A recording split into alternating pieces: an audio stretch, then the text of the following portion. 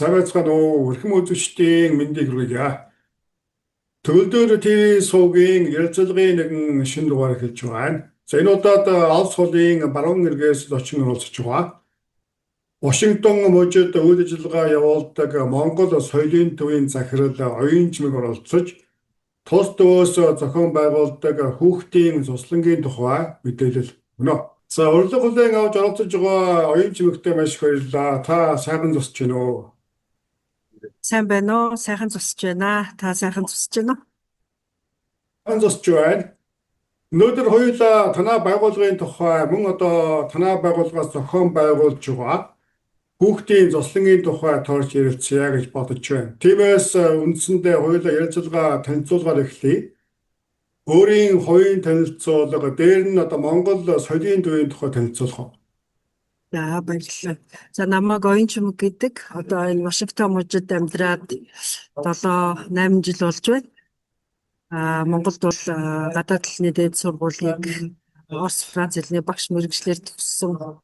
Дараа нь хэл шинжилгээ удирдгал сэдвээр магистрийн зэрэг хамгаалсан байгаа. Тэгээд ерөнхийдөө яг Америкт ирсэн түүх маань бол хүүхдэд оюутан болсон учраас хүүхдүүдээр ирж чиж явж байгаа. Тэгээд одоо энэ Сиэтл гэдэг хотод ач маань төрөө тэрнээс хойш ингээд суурьшсан байна.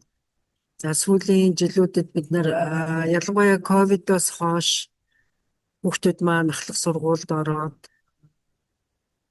олон нийтийн ажилд оролцох боломж нь бол хязгаарлагдсан. Яагаад тэгэхээр нэгдүгээрт ковидын тавьж ирсэн шаардлагууд байгаа. Хоёрдугаарт яг хүүхдэд зориулсан олон нийтийн ажлуудыг хийх, яаж эхлүүлэх, юу хийх талаар бас бид нэр харьцангуй тухайн үед л туршлага багтаа байсан учраас эцэг эхчүүд хоорондоо ярилцж байгаад ийм Сиэтлийн хүүхдүүд нь Сиэтлийн сургуульд явдаг аав ээжүүдийн групп гэж байгуулсан. Энийхээ хүрээнд бол нэлээд олон байгууллагууд хүмүүстэй ялангуяа одоо боловсролын зөвлөгөө өгж байгаа зөвлөгөөлийг одоо Сиэтлд үрж авчрах, яриа хэлгэх, сургалт хэлгэх зэрэгээр явсаар байгаа. За хүүхд маань сайн дүнтэй байг, сайн зөвлөх аваад эсээ нь одоо гоё болчлоо. Эсвэл одоо юу гэдгийг нөгөө SAT, GPA оноо нь өндөр байлаа гэж бодоход үнэхээр тэр хүүхэд эсээ дээр бичээд байгаа юм а хийсэн байна уу? Эсвэл хэн нэгэн гоё хүүхдийн жишээг уншиж хагаад одоо бичээд байна уу? Бас эн чинь эргээд хүүхдэд маань ирээдүйдээ бас насан туршдаа ингээд энэ Америкийн боловсролын системд сураад цаашаагаа ажиллаад явна, нэмээд өөрөө бас community, янз бүрийн community-д орж тусалж явна, ажиллагаа хийжбэр.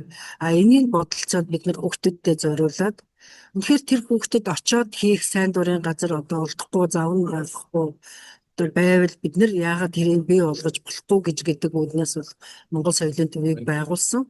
За тэгээ Монгол соёлын төв маань бол яг цаасан дээр гэрчлэгээ нь гарснаас хойш л одоо жил хагас болж байна. Тэрнээс өмнө бол эцэг эхчүүдийн групп маань бол 21 оноос хойш бол үндсэндээ одоо 5 дахь жилдээ тасралтгүй өтөвтэй үйл ажиллагаа явуулж байгаа. Тэгээд Монгол соёлын төвийн зорилго чиглэл юу юм бэ гэхээр бид нэр ердөөсөө Монгол хэл соёл уламжлалт заншил энэ бүхнийг хүүхдүүдэд өвлүүлэхээс гадна одоо яг тэр коллежид хэрэгтэй байгаа сайн дурын ажлуудыг олж хэлэх. Ялгаагүй сургууль дээр нь хичээлээд байгаа янз бүрийн клубүүдэд одоо Азийн клуб гэхэд Солонгос хүүхдүүд, Филиппин хүүхдүүд, Вьетнам хүүхдүүд давамгаалцсан. Монгол хүүхдүүд маань 1-2 уулахна байдаг учраас одоо тэрэнд оролцох төдийлөн бас яг идэх гаргаж тэрийг бүрэн дүүрэн ойлгож оролцох талаасаа бас учир дутагдaltaй юм уу гэж бодоод одоо Монгол соёлын төвийн зүгээс хүүхдүүдэд зориулсан яг сургууль дээрээ соёлын удирдлага яаж хийх үү, эсвэл иймэрхүү үйл ажиллагаануудад яаж оролцох уу, олон улсын соёлын удирдлага фестивал болж байгаа бүх арга хэмжээнд бид нэр ямар бичиг одоо зүйл бүрдүүлж орох хэвээр энэ чеклист байгаа бол тэрийг яаж хийх вэ? За Монгол улсын аль талаас нь ярих юм? За улс төрийн талаас нь эсвэл одоо яа гэдгийг аль нэгэн одоо бидний нөгөө Монголд хурцтмал болсон байгаа асуудлууд байгаа шүү дээ. Тэднийг хүүхдүүд яаж арих юм? Жишээ нь Улаанбаатар зочлох байгаа найздаа утаа төгжрлийг яаж зөвөр нь ойлгох юм? Англи улс одоо хэдэн жилийн өмнө энийг туулаад гарсан. Эсвэл бид нэр дөнгөж 30 жилийн хөгжлийн явцад энэ энийг ингэж хийж байгаа гэдээ одоо тэрийг яаж тэр дэлхийгээр аялсан ч юм уу дэлхийн өвчнөө олон яваад үтцсэн байгаа найзуудтай зөвөр ойлгуулах юм. Тэрнээс манай улс одоо ийм тийм гэж өөд төгжсээр байгаа өдрийг барна гэж бол мэдээж ярьж болохгүй учраас тэрийг нь бид нэр ингээд хүүхдүүдтэй тийм арга зүй зааж өгдөг. Тэгээ өнөөдрийн байдлаар бид нэр нийтдээ яг Сиэтльтээ бол бид нэр сар болгон 7 хоног болгон үйл ажиллагаа явуулдаг. Америкийн хэмжээнд юу хийгээд байгаа юм бэ гэхээр энэ хүүхдийн цуслан гэдэг зүйлийг бол санаачлан хийгээд тэгээд энэ жил 2 дахь жилийнхаа одоо цуслангуудаа нийтдээ 6 ээлж зарласан байна. За уламжтай танай байгууллага сүүлийн 1 жилийн хугацаанд үндсэндээ одоо томоохон олон нийтийг хамруулсан ямар арга хэмжээ зохион байгуулав? Цаашдын одоо ойрын болон одоо холын төлөвлөгөө мөн одоо бодож төлөвлөж байгаа ямар томоохон арга хэмжээ байна? Байгуулагдсанаас хойш бид нар бол одоо Mongolian Identity, Mongolian Talent гэдэг төслийг бол ер нь хэрэгжүүлсэн. Энийг яагаад хийсэн бэ гэхээр нэгдүгээрт ямар ч төрлийн бас байгууллага энэ дөнгөж байгуулагдах үед бол мөнгө байхгүй. Бидний хувьд л одоо нөгөө үйл ажиллагаагаа явуулаад эхэлсэн байдаг сургуулиуд байдаг шүү дээ. Одоо Монгол сургуулиуд сар болгон хүүхдүүд нь төлбөрөө төлдөг. Эсвэл одоо 7 хоног болгон хичээлтэй. Тэрийг бодоход биднэрт бол тийм юу байдаггүй. Одоо сургалт байхгүй. Тийм учраас хүүхдүүдэд дэмжижсэн арга зам маань юу байсан бэ гэхээр Mongolian Identity, Mongolian Talent төсөл хэрэгжүүлээд тэгээд тэрнийхээ хүрээнд $200 хандив хувь хүн байгууллага бизнесүүдээс гуйгаад тэр мөнгөө буцаагаад $200-аар нь хүүхдүүдэд гардуулдаг. За энэ мөнгөөр хүүхдүүд юу хийдэг вэ гэхээр өөрийнхөө сонгосон сэдвийн хүрээнд гингооч байдаг юм уу, Монгол бөгч байдаг юм уу, Монгол киноны өдөр эсвэл юан гүрний түүх, хорвоотой танилцсан түүх, бие биелгээ, бүжиг гэд эсвэл нэг хүүхэд өөрийнхөө зохиосон номны танилцуулагч байдаг юм уу, ингээ өдөрлөг хийдэг. За энэ өдөрлөг маань бол үндсэндээ бол маш ингээд амжилттай явдаг. Нийтдээ бол өнөөдрийн байдлаар давхарцсан тоогоор бид нар бол нэг бараг 1000-аад хүнийг хамруулсан байна. Жилийн хугацаанд тэр дотроо 12 хүүхэд маань яг энэ төслөө танилцуулаад одоо Монгол identity гэдэг зүйл юу юм бэ гэдгийг ингээд үргэлж хоорондоо ярилцдаг, сургалт хийдэг болсон байна. За энийгээ бол бид нар зүгээр нэг ивент гэж нэрлэхгүй байгаа, workshop гэж нэрлэдэг.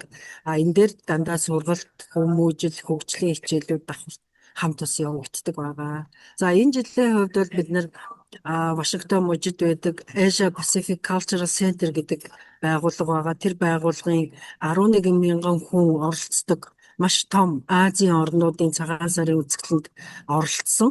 За энэ цагаан сарынхаа арга хэмжээнд бид нар Монгол соёлоо танилцуулахаас гадна бас тухайн байгууллагын хүсэлтээр Монголын урлагийн тоглолтыг гаргаж өгөөч гэсний дагуу манай төслөөс бас ийм өв соёл тээх зорилгоор төслийн грант авсан хүүхдүүд маань бас тэнд очиж урлагийн тоглолт үзүүлсэн байгаа. За тэгээд бас Монгол одоо бие хамгаалах урлагийн төрлүүдийг үзүүлж байгаа хэсэгт нь бас Монголын бүх барилдахыг үзүүлж болох уу гэдэг хүсэл тавихаар нь бид нэр одоо энд байгаа Нэм Очир гэж олимпийн хурал медальтай тамирчин байгаа. Тэр тэдний сургалтын жудогийн сургалтын төвд хандаад жудогийн болон Монгол бүхийн үзүүлбэр хийсэн манай хүмүүс. Тэгээд иймэрхүү байдлаар эхнийхээ үзэсгэлэнд оролцсон. Дараагийнх нь арга хэмжээ гэх юм бол одоо Туркийн соёлын байгууллага байдаг. Туркийн association бол маш том. За энэ байгууллага бол жил болгон энэ олон улсын хүүхдийн нөхөрлөлийн фестивал гэж хийдэг. Энэ фестивалд бид нэр оролцсон. За 2 өдөр оролцоод 40 гаруй орн оролцоход манай Монголын бүт шилдэг 5 орны нэгээр шалгарсан.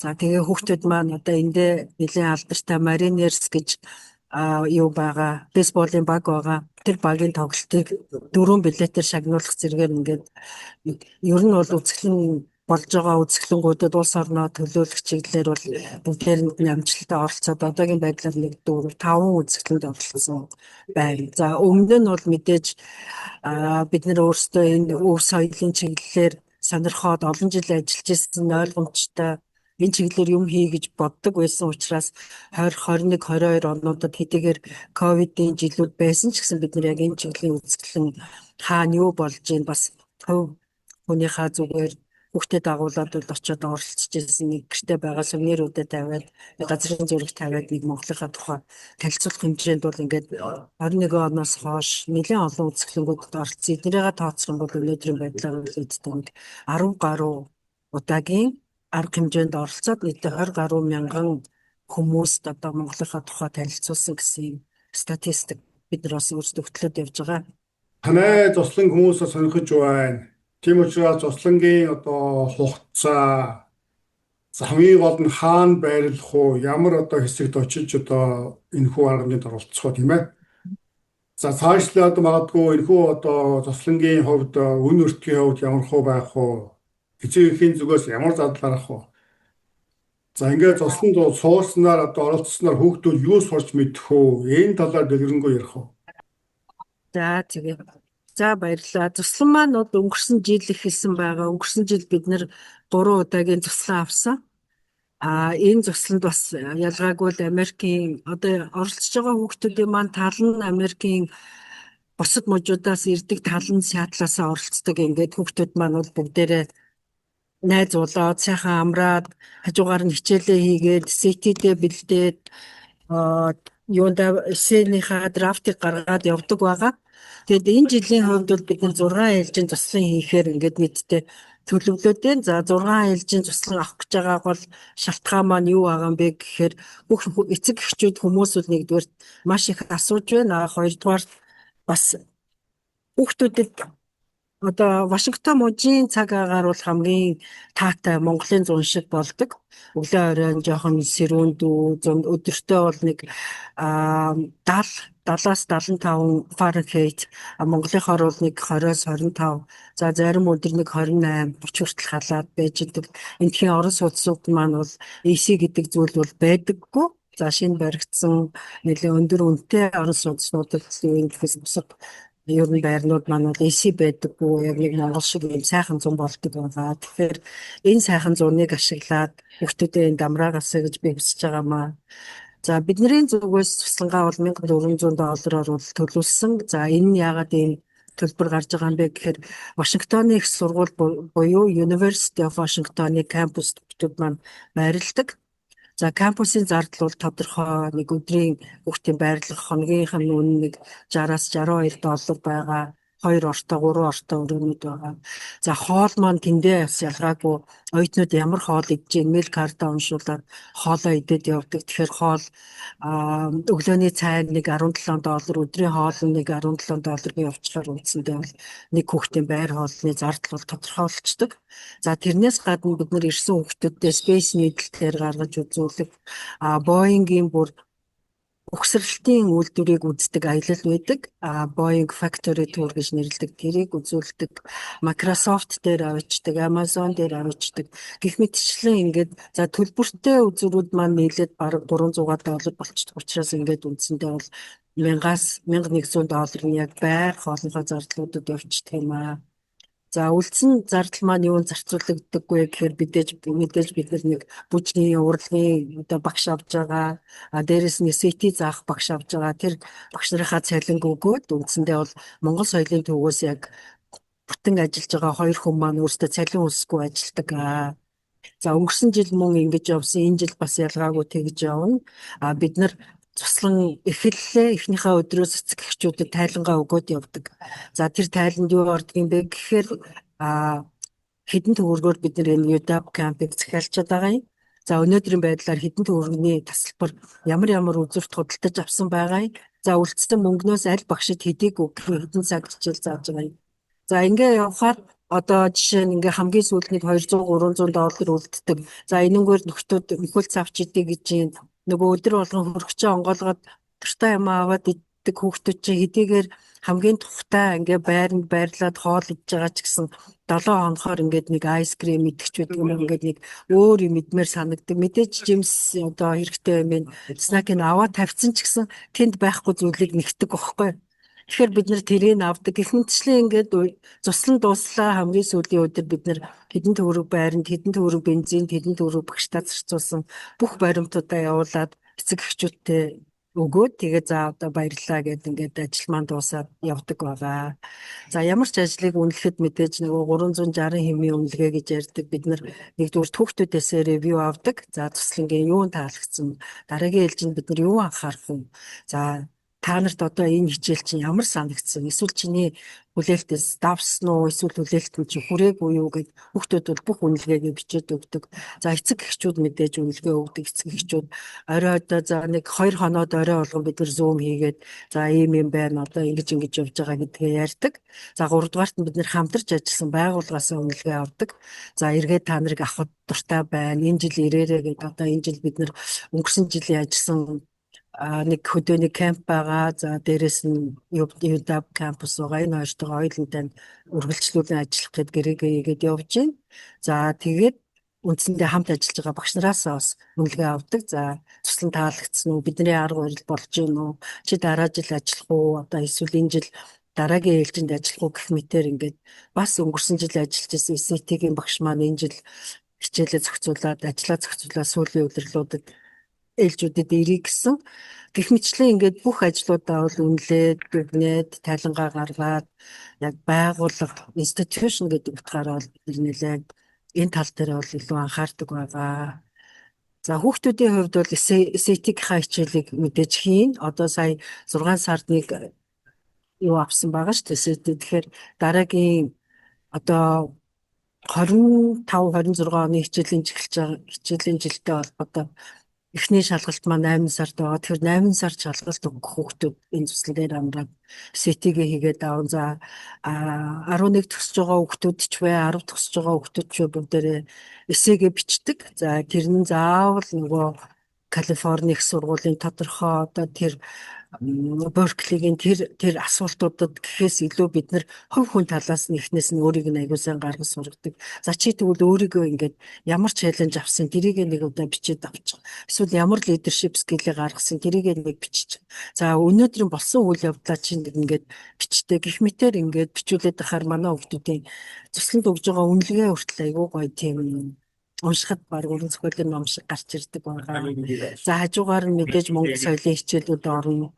Бид нэр бүжиг заан, дээрэс нь дуу заан. Өнгөрсөн жил бол нөгөө алган дээр минь бөмбөрүүлсэн гэдэг эхийн тухай эхийн ач гэдэг дууг бол манай хүүхдүүд сурсан. Манай мужид байдаг зэ гэж хамтлаг байдаг. Тэр хамтлагийн хүүхдүүд маань бүх Монгол хөгжмийн зэмсэгтэйгээ ирээд хүүхдүүдэд ингээ хичээл заасан байгаа. За Монгол гэр барьж сурдаг. Дээрэс нь нэмээд юу хийдэг одоо энд төрсөн өссөн хүүхдүүд маань монгол хэлний одоо бас ойлгох чадвар харьцангуй өөрсдөө тэгэхээр тэр хүүхдүүдтэйгээ бас аль болох монголоор 1-2 үг ч гэсэн цээжлүүлэх ээж автайгаа очиод хамгийн түрүүнд хэлэх мэдчилгээнээс хулаад өгнөө цээжлүүлэх гэх мэтээр ингээд монгол хэл соёлын хичээлээ бас аль болох контекст based нэлээд сайн өвдөгтэй явуулдаг. Ийм байгаа.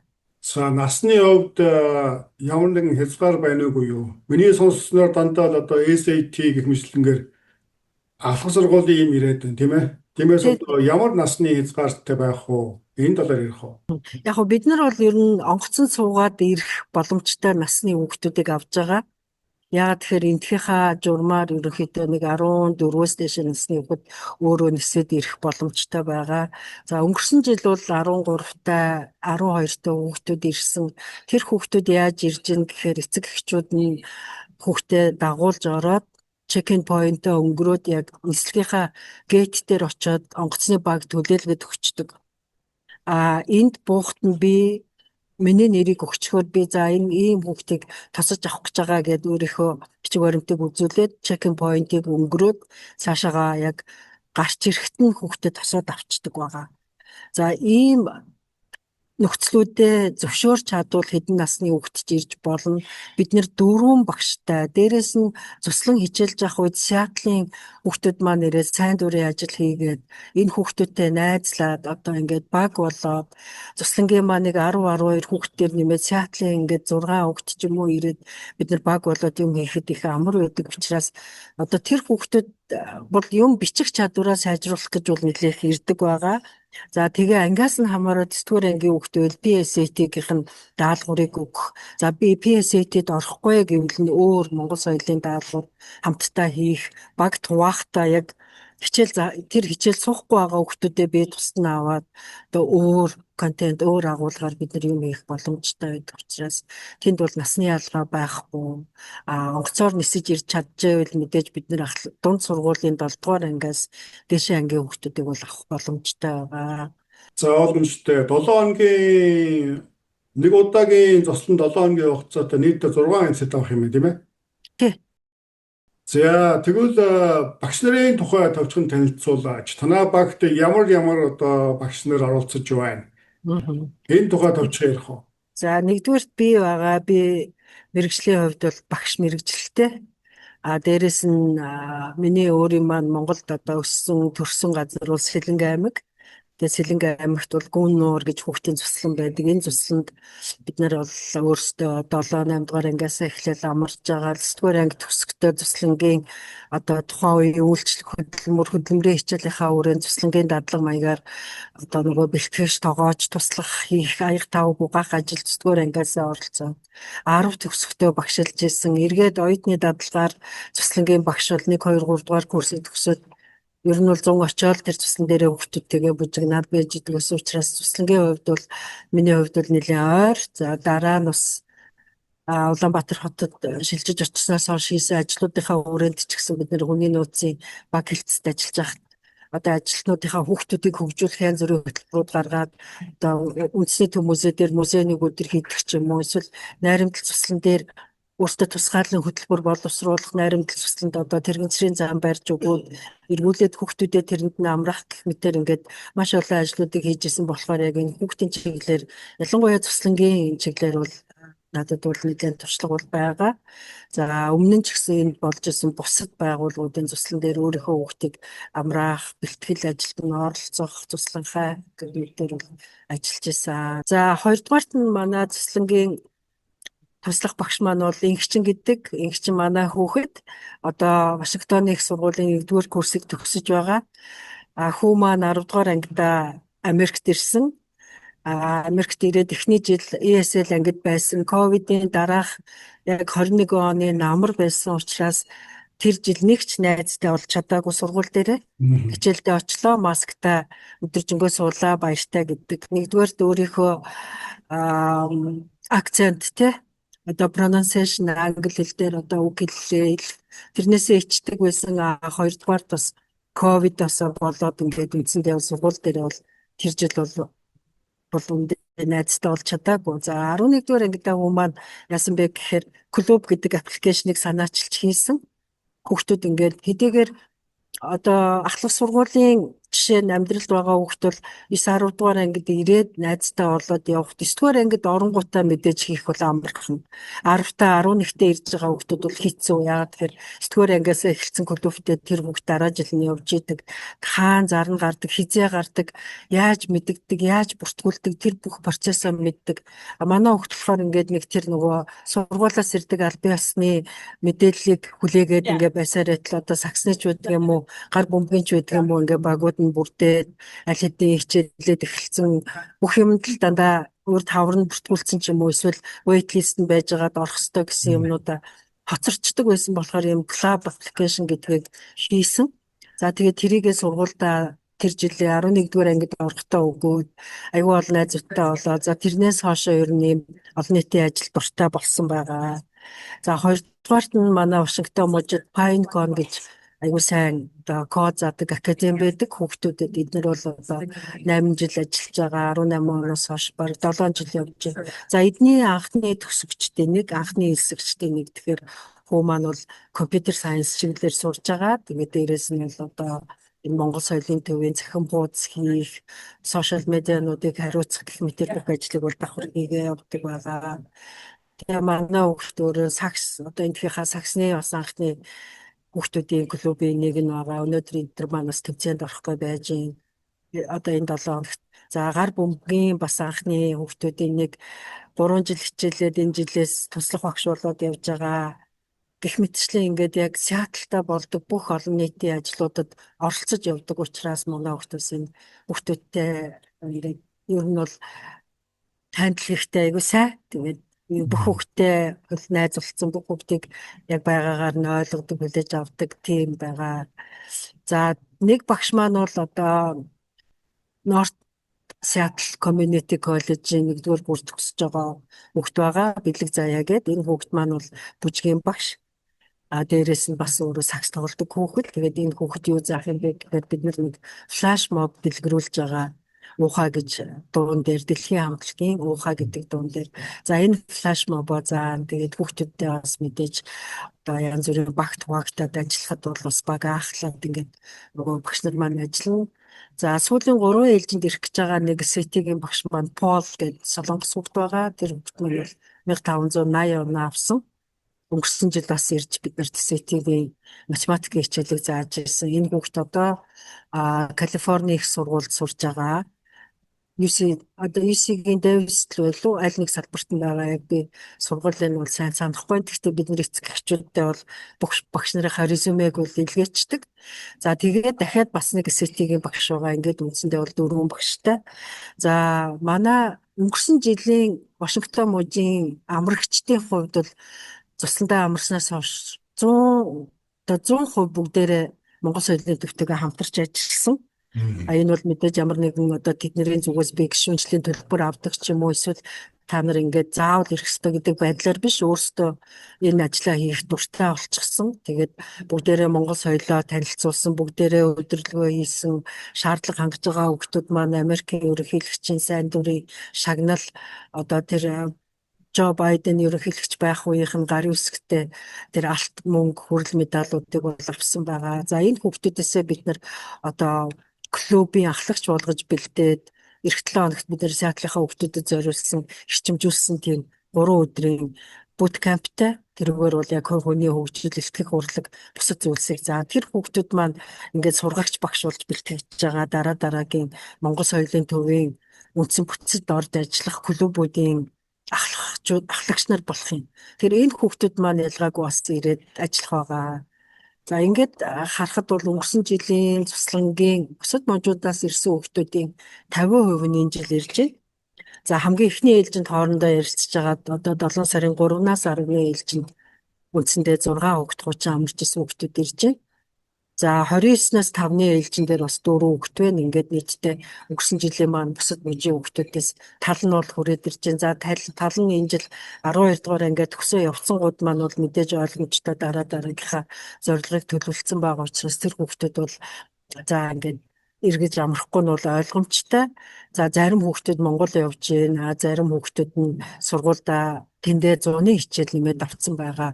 Тэр нь заавал in person байгаа учраас ирэх боломжгүй байна гэх сайн дурын ажлуудаа бол зайнаас аваад хийгээ явдаг. Тэгээ би бас энэ альч мужид амьдарч байгаа хүүхдүүдээр одоо нэг жижигхэн постэр хийлгэх, брошюр хийлгэх эсвэл бид нар номын сантай номныхаа каталогийг Сиэтл байгаа хүүхдүүд маань хийгдсэн байлаа гэж утгад номны каталогийг англиэр орчуулах гэх мэтчлэн сайн дурын ажлуудыг бол зайнаас хийлгдэг. Тэгээд Чикаго одоо LA дэсэд байгаа хүүхдүүд бол одоо ингээд ихтэй ажиллаад одоо ирээд ингээд ерөнхийлөгчийн эхний медалаа авцсан дараагийнхаа шагналыг авах гэсэн шалгуураа хангаад байж байгаа.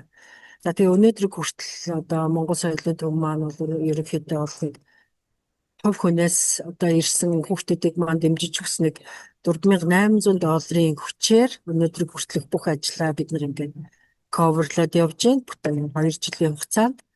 За өөртөө бас нэг төлбөртэй одоо болор туяа багшийг авчрах ч байдаг юм уу эсвэл эндээ нэг жижигхэн ээжүүдийн баяр хийдэг ч юм уу арга хэмжээ зохиогоод түүнээс одоо ингээ хөрөнгөлөгдсөн мөнгө маань бол $1,200 болсон. Тэрийг ялгаагүй $200-оор нь хүүхдүүдэд тэтгэлэг болгоо өгчдөг.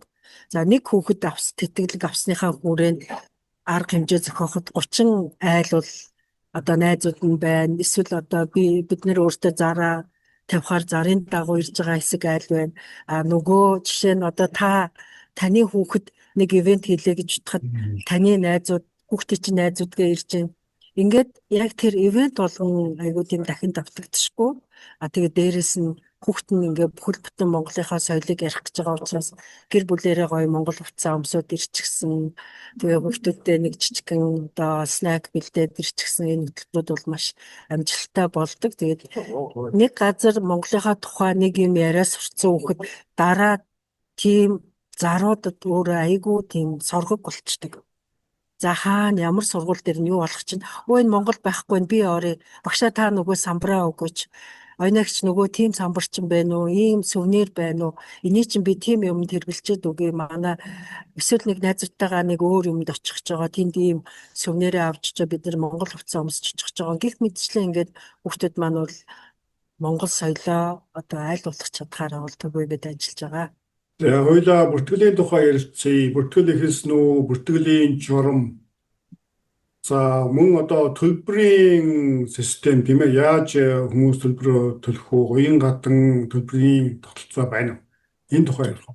За би $1400 гээд төлбөр бол хэлсэн байгаа. Тэгээд хүмүүс эхний ээлжинд бүртгүүлэхдээ бол хамгийн эхний бүртгэлийн формоо бүгэлдэг. Тэр формыг бүгэлсний дараа бол $400 урьдчилгаа төлбөрөө авдаг.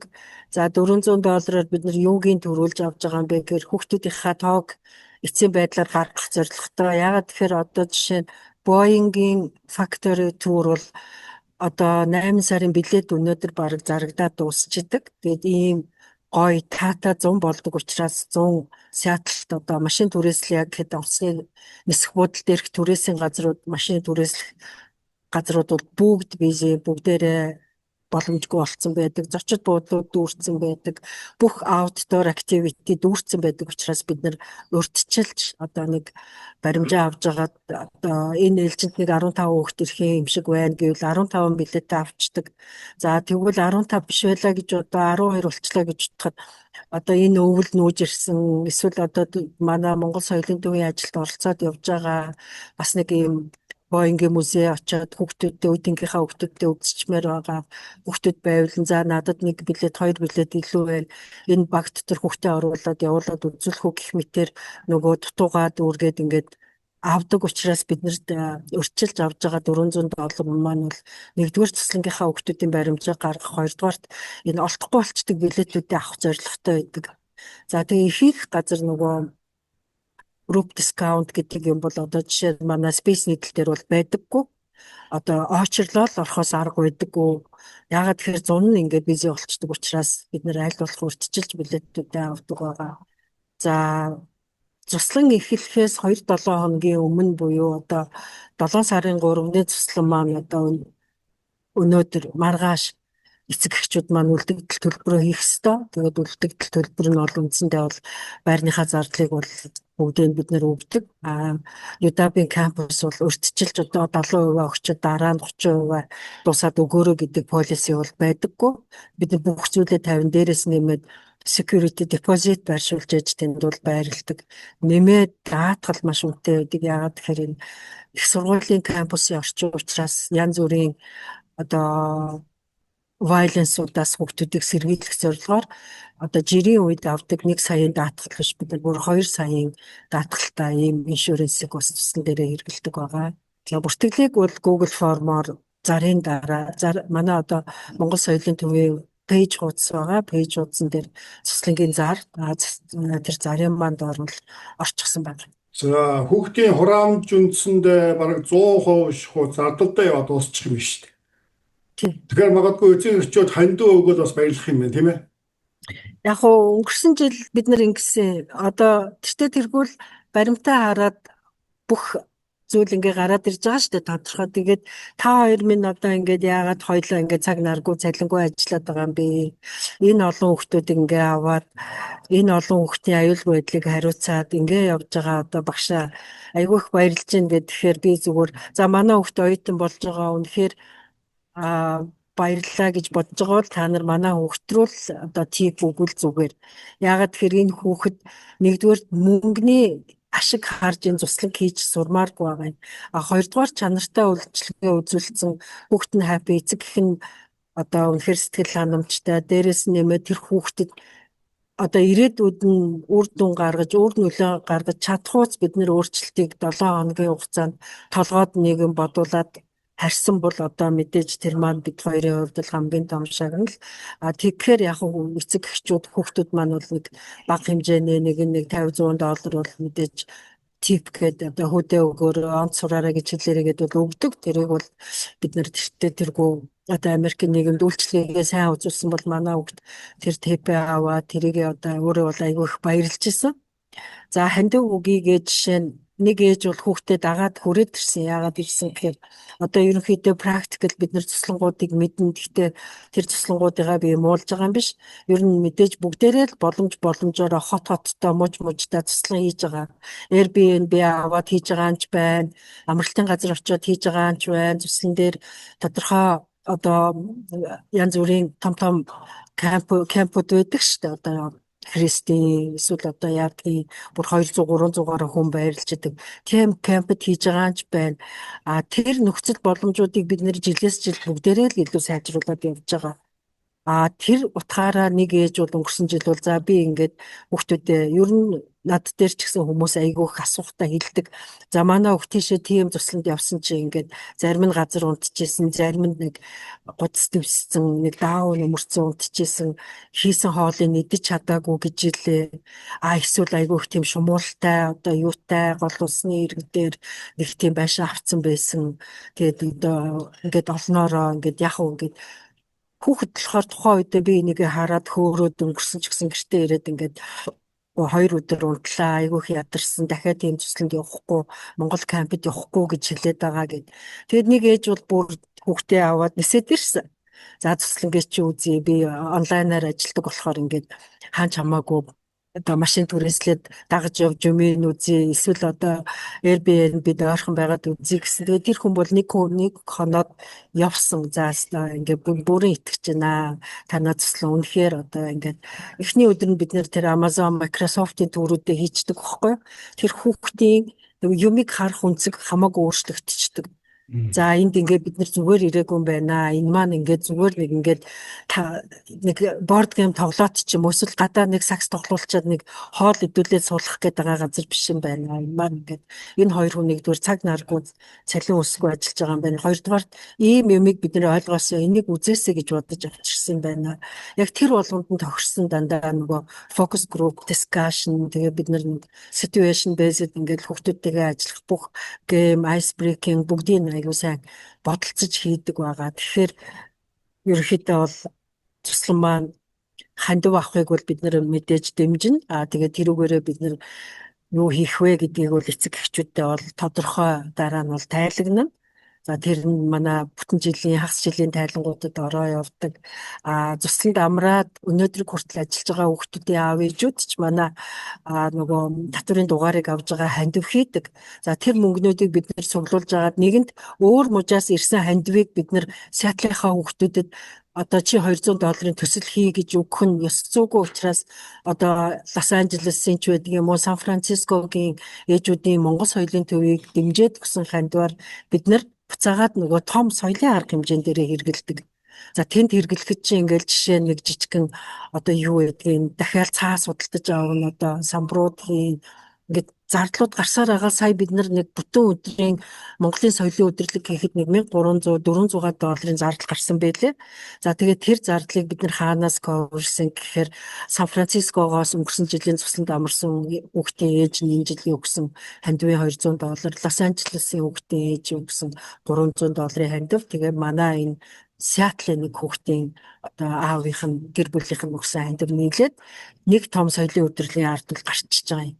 За тэгэл энэ мөнгийг энэ өдрлөгийг хийхэд бид нар өөрсдөө цаг наргүй хүүхдүүд маань өөрсдөө ингээд нэг бүтэн өдрийг зориулаад эцэг гэх нь бүтэн өдрөө зориулаад очиод 45 хүн одоо Вашингтон мужийн хүмүүс оролцжээ. Та нар маань өнөөдөр ингээд энэ ажлыг бүтэн хийхэд одоо сая 5 сарын 31-нд бүгдээрээ оролцохоос гадна бэлдэж гин гэж 2-3 удаа цугласан. Ингээд тооцох юм бол 45 орчим хүний одоо оролцсон сайн дурын цаг хэд байх вэ, тийм ээ? За тэр бол мэдээж бидний өөрсдийн contribution болж байгаа. Дээрээс нь өөр мужуудын хүмүүсийн өгсөн энэ хандвыг авсан байна гэд танилцуулчихдаг. За үндсэндээ эцэг эхчүүдийн хандуулсан мөнгийг бол одоо шилэн тунгалаг байдлаар тайлгнана гэж.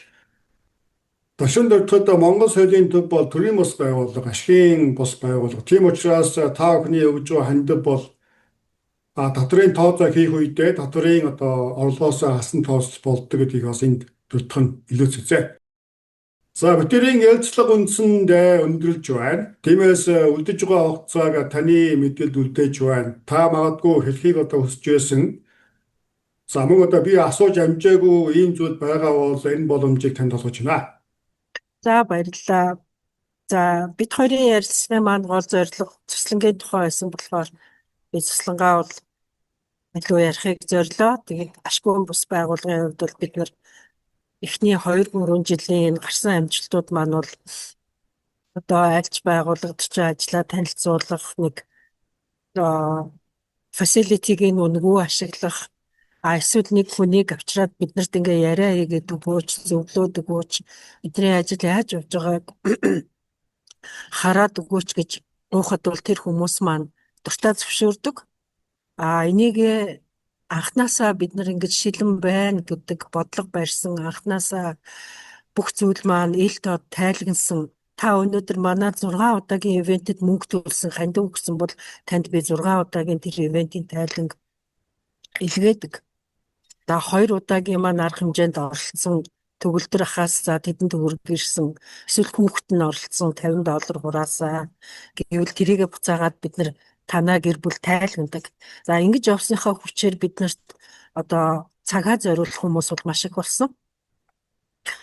Жишээ нь одоо ангаахын чиглэлээр сурах гэж байгаа хүүхдүүдийг маань Вашингтоны их сургуульд PhD хийж байгаа оюутан менторлоод хичнээн завгүй хөтөлбөртөө маш их хичээлтэй ч гэсэн за энэ хүүхдүүдийг чинь би 3 сар менторлоод өгье.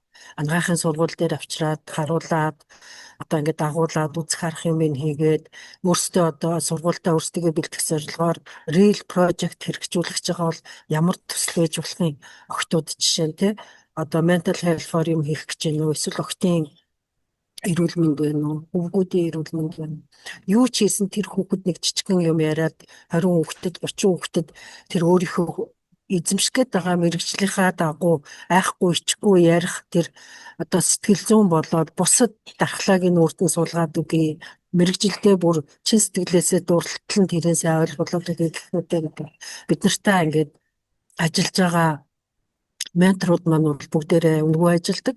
За хоёрдугаарт нь альч байгууллагад очиод одоо Microsoft, Amazon, Facebook одоо юу гэдгийг Blue Origin гэдээ очиход хүмүүс маань аюу дуртай хүлээж авдаг. Өө та хүүхдүүдтэй юм үзүүлэхээ өрөөд ирсэн үү. Тэрнээс биш ингээд за та хүү чинь ийм мэрэгчлэлтэй болох байгаа юм чинь та манайхыг ирээ үзүүлвэл хоёр хүрээд ирээрэй гэж хүмүүс анх бол хэлдэг байсан. Тэргүй бид хоёр үзснээс тавлаа очиж л та гэдэг. За 5 үзэж болж байгаа юм бол 50-лаа очиж л та гэдэг. Гэх мэтчлэн ингэж явсаар байгаа бид нар ингээд манай Сиэтлын хүүхдүүдэд одоо Amazon дотор орж үзээгүй хүүхд баг байхгүй 80-90-ээрээ ивент хийгээд очдог. Бүгдээрээ нөгөөдөлд маань биднэрт бүх юмаа бэлдээд байж идэг. Гэх мэтчлэн ийм байгаа. За хоёрдугаарт нь бид нар бүх зүйлээ ил тод ингэж тайлгнаж явсны хүчинд одоо team building гэдэг юм маш гоё. Одоо ингээ ямар ч ивент болоод дууссан тайлан нараас нь очичдаг учраас хүмүүс бүгдээрээ эргэж нөгөө фидбек буюу эргэх холбоо их сайн байдаг. За дараагийн юм ч хүүхдээ аваач шүү. За дараагийн арга хэмжээнд дэр чинь оролцсон шүү. Дараагийнх дэр чинь би туслана шүү гэж хэлдэг. За 3-дугаарт нь өөртөө ийм хэмжээний хандвыг босгоод энийг эргүүлээд ямар нэгэн админ кост байхгүй, ямар нэгэн дундаас нь одоо $200 нь хаашаа олгуулчих гэж ингэж хардах сэрдэх зүйлгүйгээр хүүхдүүдэд зориулсан буюу энэ маань тэр чигтээ програм кост болоод гарцсан байгаа учраас одоо бид нартай хамтарч ажиллах донорууд буюу ингээд төсөл бичээд өгөхөд маш одоо хамгийн түрүүнд одоо шалгардаг бидний хувьд. Яагаад гэхээр efficiency гэдэг юм аль ч газар тооцогдох ёстой тий. Одоо нэг газраас 10,000 долларын зардал авчаад программда хэдийн зарцуулж байна. Тэр хүн үндсэндээ админ зардалд хэдийн зарцуулж байна. Админ зардал нь тэгвэл яагаад бид нар волонтерийн хүчээр хийж болох байсан юм би ганцаараа цалиах гэдэг юм. Тийм учраас яг тэрнийхээ айл талын нөгөө юуг аягуулсан харсны үндсэн дээр бид нар 5 жилийн дараа хаана хүрэх гэж байгаа, хэдүүлээ тэнд очих гэж байгаа юм, яаж очих гэж байгаа юм. Тэрийг аягүй сайн тооцсны үндсэн дээр миний одоо манай Монгол соёлын төвийн ажлууд ингэж нэлээд яг not profit зарчмынхаа дагуу явж байгаа. Ийм л зүйл хэлмээр байна. Тэгээд бас Цуслангийн маань дэмжиж ингээд цаг гаргаж оролцуулсан баярлалаа. Хүүхдүүдээ итгээд явуулаарай. Тосох, гаргаж өгөх ажлыг би яг өөрөө хариуцдаг. За энэ хүүхдийг тосоод авлаа гэж эцэг эхтэн зургийг явуулаад би инээ танихгүй хүүхдүүд дөрөв машин цуугаал нөгөө цэслэн дээрээ очдог. Очихт нь камп дээр нь манай хүүхд хүлээгээд авдаг бүгдийг. За ингэсээр хагаад эхний өдөр бол үндсэндээ тоссоор хагаад эхний өдөр нэг оройны 8-8-ийн нислэгээр сүүлийн хүүхд маань ирдэг. За ингээл нөгөө юудэнгээ өмссөн, чамдаанаа барьцсан, цүнхээ харьцсан нэг юм би чадна гэсэн ингээд нэг хөөхөн өөрийгөө ингээд олцсон нөхдүүд ирдэг. За явахтаа бол тэгэл баяртай гэж би энийгээ тэрвээл уйлаал тэгэл охтууд маань хөөхөн уйлаал за холбоотой байна шүү гэж явдаг. Тэгээд яг тэдний тэр дотоод коммуникацид би бас оролцдоггүй. Миний зүгээр хардаг үнцэг яадаг гэхээр эцэг эхчүүдтэйгээ бол мэдээж өдөр болгон холбоотой байнга зургийг явуулж гэн. За хүүхд нь ярмаар байл ирээл эцэг эхтэйгээ ярихаа мартчихдаг хүүхдүүд. За манай хүүхд утсаа авахгүй байна. Манай хүүхд яасан ярихгүй байна. Цаадах чи юу өмссөн байна? Сайн уу? Яаж нээж ингэж асуудаг. Нөгөө чинь нөгөө гэрлүүгээ ч ярихаа мартцсан л бужигнаа явж идэг. Манай хүүхдийн хувьд болохоор нөгөө Instagram дээр ч юм уу эсвэл утасныхаа групп текстэн дээр хүүхдүүдэд хариуцаад бүх утаснуудын тэмдэглээ групп үүсгэждэг. Тэгээ за маргааш өглөө бүгдээрээ тэдэд босон шүү. Өглөөний цайны дараа ингэ шүү гэд нэг тийм хоорондоо бичдэг юмд нь бол би оролцдоггүй. Тэгээд хүүгээ за чи тэгсэн үү гэсэн үү одоо ингээд тийшээ явна. Одоо жишээ нь Microsoft явлаа, Amazon явлаа гэхэд бид нар чинь мэдээж одоо том автобус авах хэмжээний зардлын Цуслангийнхаа зардал суулгаж өгч чадахгүй байгаа учраас яадгүй гэхээр одоо энтхийнхаа бас эцэг эхчүүдийн гуйнд л да за нэг 4 хүүхд машиндаа суулгаад нэг өдөр ингээ яваад юм үз давхар далминд нь чи юм үзчихээ гэхэд нөгөө хэд маань явах бас нэг өдрийн $150 нэг бензин тэгээд нэг бид нар туслахных нь мөнгийг мэдээж гаргаж өгдөг. За ингээ явхад нөгөө машин туваахаас эхлээл тэрийг тэд нар хоорондоо тэр текст дээрээ бичээд тэрнтэй нэг машин цууна гэж энэ энэтэй ингэн гэж ингээд гэх мэтчлэн явдаг. За Цуслан эхлэхэд бас хамгийн их анхаардаг юм хүүхдүүдтэй нөгөө цагийн бүсээр нь хувааж оруулах. Одоо дулаахан газраас ирсэн хүүхдүүд маань Сиатлын хүүхдүүдтэй байхаараа даарад идэг. Пари насаагаад идэг бүр байрныхаа. 100 эргийн хүүхдүүд маань эрт унтж эрт сэрдэг гэх мэтчлэн байдаг учраас одоо тэр дэлгэрүүлсэн асуултууд дээр хүүхдийн тэр темперамент хүүхд чинь одоо юу яадаг юм уу сэрүүн унтдаг юм уу дулаахан унтдаг юм уу эсвэл цонхоо онгойлгодог юм уу хаадаг юм уу эрт унтдаг уу эрт сэрдэг үү гэх мэтчлэн маш их тийм асуултуудыг асууж яж хүүхдүүдээ бас нэг өрөөнд 2-2-оор нь оруулах энэ болгоныгаа хардаг байгаа. За Монгол соёлын төлөө тэр тусмаа ирээдүй болсон хүүхдийн төлөө үр өгөөжтэй ажил зохион байгуулж байгаа танай хамт олон өндөр амжилтыг хүсье. За ингээд эцэг эхчүүд маань энэ 100 одоо хүүхдээ маш одоо цагийг нь үр дүнтэй өнгөрөөхийг хүсэж байгаа бол за оюун чимэгтэй холбогдоод Цуслангийн тухай дэлгэрэнгүй мэдээллийг дэлгэцэн дээр харагдаж байгаа мэдээллийн дагуу авч болох нэ. За өнөөдөр цаг зав гаргаж маш дэлгэрэнгүй мэдээлэл өгсөн танд маш их баярлалаа. За ингээд та бүдгийн одоо энэ 100 зохион байгуулж байгаа Цуслангийн ажилд маш өндөр амжилтыг хүсье. Баярлалаа. Үзэгчдээ өнөөдрийн дугаарыг өндөрлж байна. Тэгээд анхаарал хандуулсан та бүхэнд маш их баярлалаа. Дараагийн дугаараар дахин уулзъя.